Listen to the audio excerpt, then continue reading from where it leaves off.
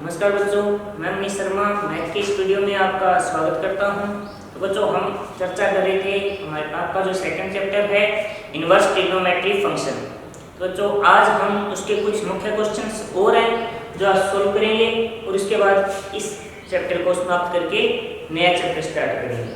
बच्चों, कुछ जो मुख्य सवाल हैं जो मेरे हिसाब से इसके ऊपर डिस्कस करने जरूरी हैं, तो आज हम उनको शुरुआत कर रहे हैं।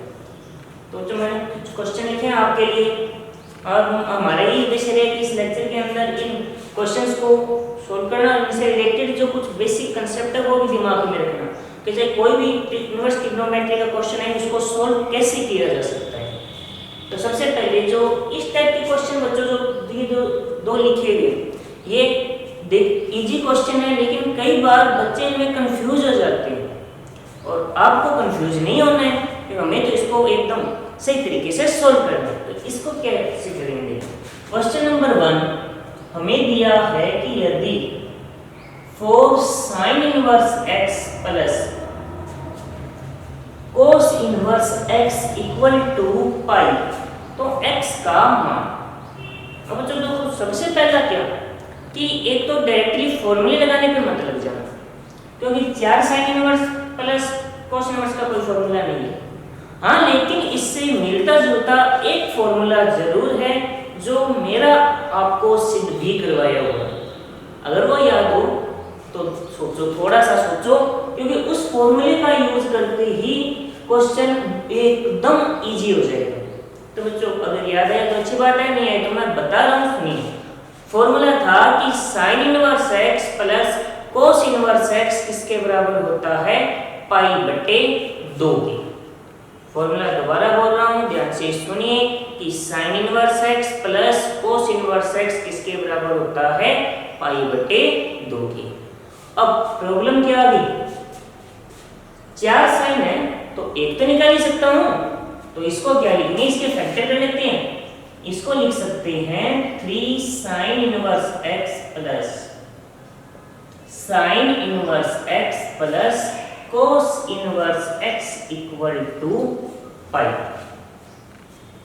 क्या लिखा है हमने? सबसे पहले कि 4 sin इनवर्स x के पार्ट कर दिए दो, एक में तो लिखा 3 sin इनवर्स x और एक में लिखा sin इनवर्स x। और अब यदि इस पार्ट पे मैं नजर डालूं तो ये एक फॉर्मूला होता है, क्योंकि हमें x का ज्ञात करने के लिए sin और cos में से पहले एक को हटाना था, फिर इनवर्स को हटाना है। तो ये क्या बन जाएगा? 3 sin इनवर्स x प्लस ये क्या होता है? पाई बाय 2 इक्वल टू पाई। अब साइड चेंज कर दो, इसको इस साइड ले आओ, तो 3 sin इनवर्स x इक्वल आएगा पाई माइनस पाई बाय 2। तो ये क्या हो जाएगा? पाई बाय 2। लेकिन सवाल अभी पूरा नहीं हुआ है, हमें क्या करना था? हमें तो x चाहिए, तो सबसे पहले 3 इधर नीचे ले आओ, तो sin इनवर्स x 2 गुना 3 कितना हो जाएगा? 6। साइन को इधर ले आओ, या ये बोल दो कि दोनों तरफ हम साइन लगा रहे हैं, तो यहाँ से तो ये कैंसिल हो जाएगा, x आ जाएगा और ये हो जाएगा sin पाई बाई 6। और sin पाई बाई 6 की वैल्यू कितनी होती है? 1/2। बताइए बच्चों, क्वेश्चन समझ आया या नहीं आया? है ना, एकदम इजी क्वेश्चन। सिर्फ फॉर्मूले याद होने जरूरी है और ये देखना है कि इस सवाल से संबंधित ऐसा कौन सा फॉर्मूला है जो यहाँ पर हम यूज कर सकते हैं। ठीक है बच्चों, क्वेश्चन समझ आया होगा? रिपीट कर देता हूँ थोड़ा जल्दी से। देखो, क्वेश्चन था कि 4 sin inverse x plus cos inverse x equal to pi. सिद्ध क्या करना था? सॉरी, ज्ञात करना है x का मान। तो हमने क्या किया कि एक को हटाना है, तो ऐसा कोई फॉर्मूला जो sin और cos इनवर्स दोनों दिखाई दे तो केवल एक है, वो है sin inverse x plus cos inverse x equal to pi by 2।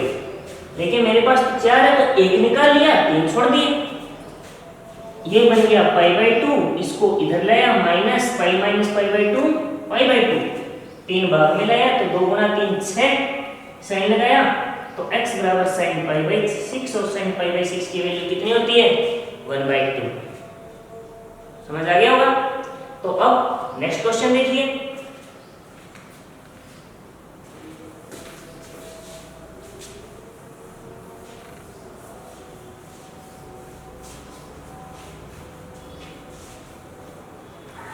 Next question है हमारे पास कि मान ज्ञात करना है cos π/2 plus sin inverse 1/3। Confuse होने की जरूरत नहीं है, बहुत इजी क्वेश्चन है, सिर्फ देखने में लग रहा है। एक बार इस वैल्यू पर फोकस कीजिए। एक बात तो अगर आपको याद हो तो sin इनवर्स x हो चाहे cos इनवर्स x हो या tan हो cot हो, ये सब किसको डिनोट करते हैं? थीटा, यानी कोई ना कोई एंगल को भी तो डिनोट करते हैं। यो जाओ, अगर याद हो हमने परिसर पे थोड़ा सा फोकस डालवा, मैंने जब आपको परिसर बताया था उस वक्त इनवर्स फंक्शन का हमने परिसर को थीटा के फॉर्म में डिफाइन किया था नहीं किया था? तो हम सब एक बात तो स्पष्ट रूप से जानते हैं कि जो इनवर्स फंक्शन है हमेशा थीटा को डिनोट करता है। इसलिए एक बार हम क्या करते हैं, माना कि sin inverse 1/3 equal to theta. ठीक है, अब यहां पर यूज करो, क्या जाएगा cos π/2 plus theta. 11th class का बच्चों फॉर्मूला है, क्या होगा? Minus sine theta. अब बात है थीटा की वैल्यू रख दो, यहाँ से साइन थीटा की वैल्यू कितनी आएगी? 1/3 पे यहाँ पे मैं रखूंगा तो क्या जाएगा? माइनस का 1/3, अर्थात आपके cos π/2 प्लस साइन इनवर्स 1/3 की वैल्यू कितनी आएगी? -1/3। एकदम इजी क्वेश्चन है बच्चों, बस कंफ्यूज कर सकता है कि ये वैल्यू आने पर आप कंफ्यूज हो जाते हो कि हमें तो sin इनवर्स 1/3 की थीटा की वैल्यू ही नहीं पता। तो बच्चों आप कैसे ना कैसे करके इनको रिलेटेड करो ना। अब या तो इसे, हाँ यदि यहाँ पे माइनस होता तो क्वेश्चन बहुत इजी हो जाता, क्योंकि ये फिर सीधा cos इनवर्स हो जाता। यदि इस क्वेश्चन को भी हम चेंज करके लिखें तो यदि इस क्वेश्चन को चेंज कर दिया जाए, मान लो ऐसे बना दिया जाए, तो अभी कंफ्यूज होने की जरूरत नहीं है। या तो ये प्रोसेस लगा लो सीधी, या तो सीधी ये प्रोसेस लगा लो, या इसको फॉर्मूला यूज कर लो। ये क्या होगा? तो डायरेक्ट कितना आ जाएगा? 1/3। बस प्लस माइनस का जो डिफरेंस है, तो इस हिसाब के प्रकार से कई बार क्वेश्चन को चेंज किया जा सकता है। लेकिन आपका फॉर्मूला से जो रिलेटेड कॉन्सेप्ट है यदि वो मजबूत है तो एग्जामिनर कितनी भी कोशिश कर ले आपको कंफ्यूज नहीं कर पाएगा। तो बच्चों देखो, ये तो दो थे सिंपल से क्वेश्चन। अब जो ये तीन क्वेश्चन आपको दिखाई दे रहे हैं, इनकी जो प्रोसेस है वो समझो एक बार। एक शुरुआत क्या होगी और सॉल्व करने के लिए क्या क्या चीजें होनी जरूरी है हमारे पास।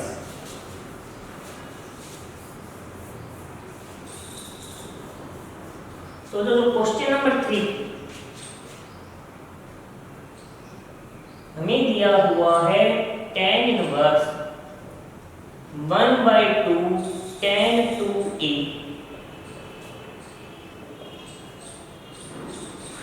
tan inverse cot a, tan inverse cot cube a।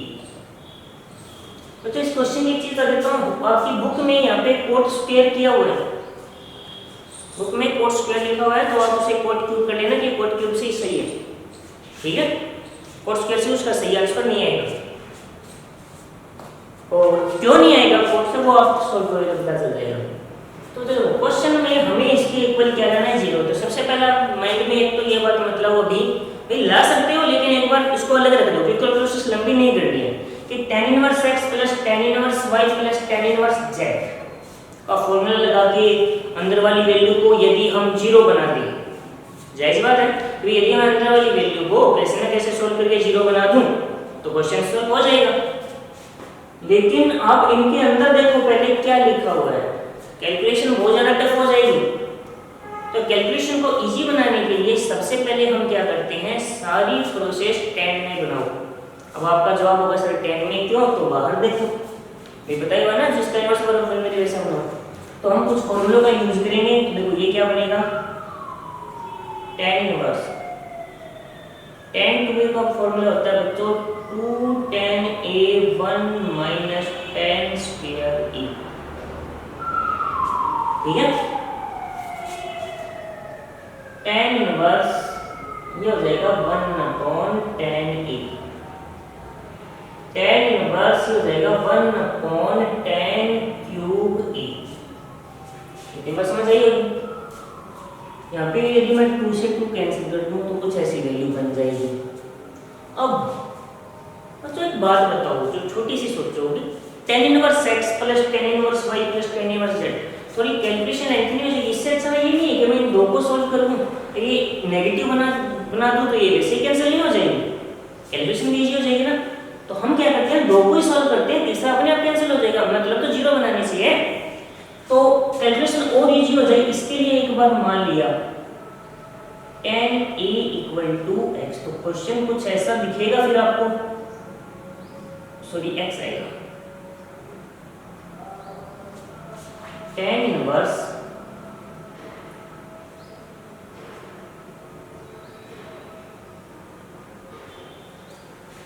अब बच्चों यदि इन दो को सोल्व करके ये माइनस का बना दूं तो सोल्व हुआ या नहीं हुआ, बात तो वही है, इसलिए इन दो को सोल्व करो। तो ये एक बार हम इसको विराजमान कर देते हैं, इसको अब इसको हिलाने ही नहीं एक वजह से, बाकी प्रोसेस चलती रहेगी, बाद में इसको लिख देंगे, ठीक है। tan inverse x plus tan inverse y का फॉर्मूला दिमाग में रखिए। सबसे पहले क्या होता है, tan inverse x plus y divide by 1 minus x, ठीक है। थोड़ा सा और करते हैं इसको, साथ साथ में ऐसे सोल्व नहीं करना, चलते रहने दो, कोई भी जल्दबाजी नहीं करनी है, एकदम सही होगा सोल्व। तो x की पावर 4 का यदि मैं ऊपर नीचे मल्टीप्लाई करूं तो ये क्या बनेगा, ये बनेगा, तो मैं पहले इसको इसे x क्यूब एलसीएम ले लेते हैं, क्या जाएगा x स्क्वायर प्लस 1, नीचे क्या जाएगा x 4 एलसीएम x की 4 माइनस कुछ, ठीक है। ऐसा ही आएगा नहीं आएगा, ये तो सॉल्व करना ही नहीं है, कंफ्यूज कर देगा। इसको देखो x square plus 1/x cube, तो एज इट इज। इसको मैं रिवर्स करके इसके अंदर बच्चों दो काम एक साथ कर रहा हूं। पहला तो रिवर्स, x की 4 ऊपर आएगा, और यहाँ पे बच्चों यदि मैं 1 को 1 का स्क्वायर यूज करूं तो a square minus b square वाली अगर मैं आइडेंटिटी यूज करूं तो क्या होगा, a plus b a minus b। तो अब ये दोनों कैंसिल हो गए, ऊपर 4 पावर है, नीचे 3 है, एक और कैंसिल, तो क्या बन जाएगा मेरे पास, tan inverse x upon 1 minus x square plus, एक और कैंसिल होगी x स्क्वायर माइनस 1। अभी कैंसिल मत कर देना क्योंकि अंदर वाली वैल्यू अलग अलग है। यदि मैं यहाँ से माइनस कॉमन लेता हूँ और फॉर्मूला अप्लाई करता हूँ, tan इनवर्स माइनस x क्या होता है, tan inverse minus x minus tan inverse x, वो यहाँ यूज करेंगे तो आ जाएगा tan inverse x upon 1 minus x square और minus tan inverse x upon 1 minus x square equal to 0। बताइए बच्चों समझ आया या नहीं आया? तो क्वेश्चन को एक बार ध्यान से देखिए, कोई डाउट है बताइए, एक बार नजर डाल लीजिए क्वेश्चन पे पूरे पर।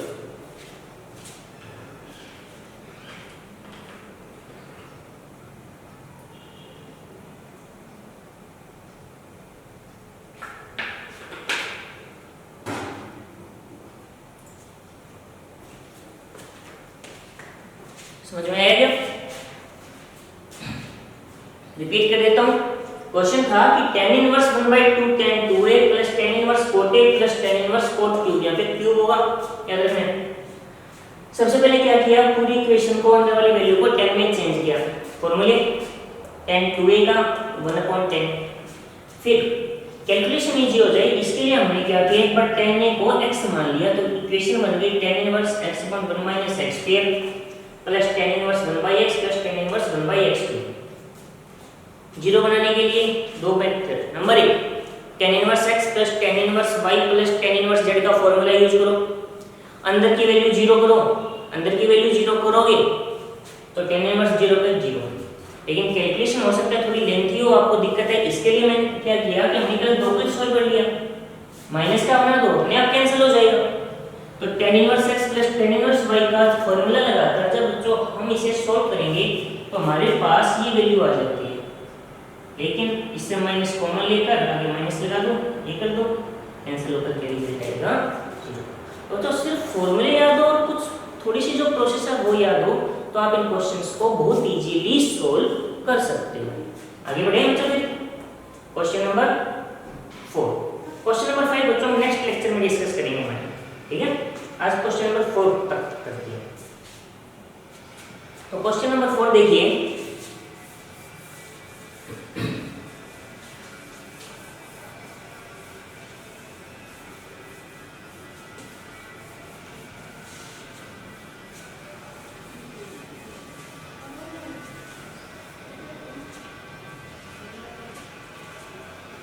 क्वेश्चन नंबर 4 देखने में थोड़ा सा अलग जरूर लग रहा होगा, लेकिन उतना अलग नहीं है।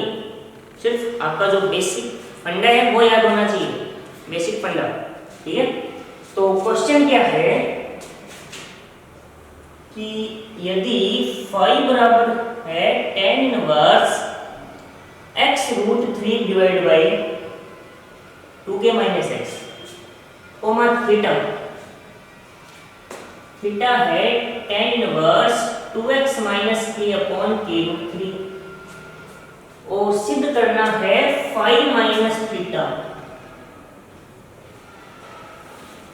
क्वेश्चन को करने के लिए अब कोई दिमाग में ये लाओगे सबसे पहले, देखो प्रोसेस क्या है कि नंबर 1 में फाई माइनस थीटा दोनों वैल्यू है रखूं, tan inverse x minus tan inverse y का फॉर्मूला बना दूं, सोल्व करूं, वैल्यू आ जानी चाहिए। तो एक तो वो है। नंबर 2, यदि इस पे tan लगाता हूं तो tan फाई माइनस थीटा मैं 1/√3 बना दूं, tan फाई माइनस थीटा को यदि 1/√3 बना दिया जाए तो भी सोल्व। तो सबसे पहले तो हम जो प्रोसेस हमारी हम उसी के अकॉर्डिंग चलते हैं। देखो तो मैं याद करूँगा फाई माइनस थीटा, इसको मैं क्या लिख सकता हूँ tan inverse x√3 2k minus x minus tan inverse 2x minus k divided by k√3। सिर्फ एक बात में दिमाग लगाओ कि 30 डिग्री कब आएगा, 30 डिग्री कब आएगा जब tan इनवर्स के अंदर 1/√3 आ जाए, क्योंकि हम सब जानते हैं tan 30 डिग्री की वैल्यू कितनी होती है 1/√3। अब मेरा काम सिर्फ इतना बच जाता है कि हमें इनको सॉल्व करके अंदर 1/√3 बनाना है। तो सिर्फ कैलकुलेशन है बच्चों, कुछ नहीं है। तो सबसे पहले tan inverse x minus tan inverse y का फॉर्मूला क्या होगा, x minus y divide by 1 plus x y bracket बंद। अब ये कैलकुलेशन ही तो बची है और जो सारी चीज हो चुकी है, अभी जो फॉर्मूला था वो अप्लाई कर चुके हैं, बेसिक जो जानकारी थी वो हमने यूज कर ली। अब सिर्फ हमारा काम ये है कि इसे सॉल्व करना है। तो सॉल्व करने की सबसे बेस्ट प्रोसेस क्या होती है, एलसीएम। स्टार्टिंग कहां से होगी, एलसीएम। तो क्या आ जाएगा tan inverse 2k minus x k√3। सही बच्चों, क्रॉस मल्टीप्लिकेशन करो तो ये उधर जाएगा, तो ये हो जाएगा 3kx माइनस आएगा 2x minus k 2k minus x पूरे की डिवाइड में एलसीएम ले लिया, उधर मल्टीप्लाई में गया 2k minus x k√3 plus x√3 और ये हो जाएगा 2x माइनस k, कुछ ऐसा। अब बच्चों ध्यान से देखें तो दोनों के जो नीचे वाली संख्या वो एक जैसी है, तो हम उसको कैंसिल कर सकते हैं। अब सिर्फ इतना ही बचा है, सोल्व करना है बच्चों, और कुछ नहीं बचा।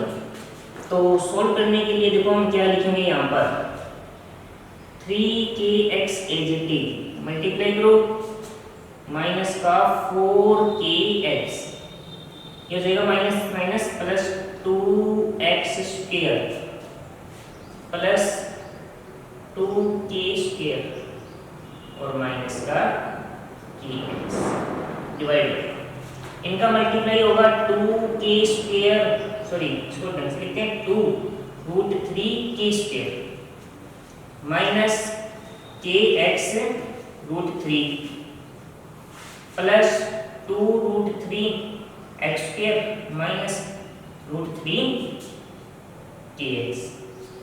थोड़ा सा और बच गया तो tan इनवर्स, इसको थोड़ा ढंग से लिखते हैं 2x² प्लस 2k², 4 और 1 5 से 3 में माइनस 2kx डिवाइड बाई, ये हो जाएगा 2√3x² प्लस 2√3k² इनको ऐड करोगे 2√3kx।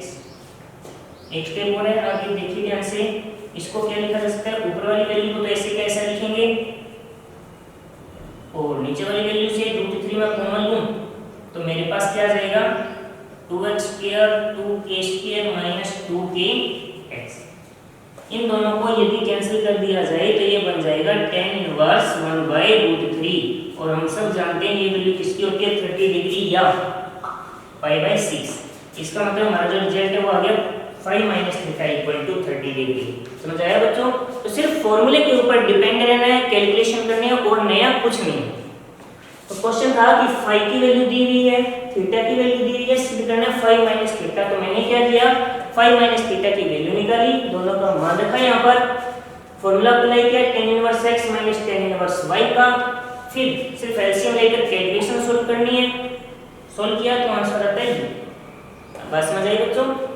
तो हमारे यहाँ तक क्वेश्चन कंप्लीट हुए, सिर्फ एक क्वेश्चन बचेगा जो हम नेक्स्ट लेक्चर में डिस्कस करेंगे और नेक्स्ट लेक्चर में कोई नया टॉपिक भी स्टार्ट करेंगे। तब तक के लिए टेक केयर।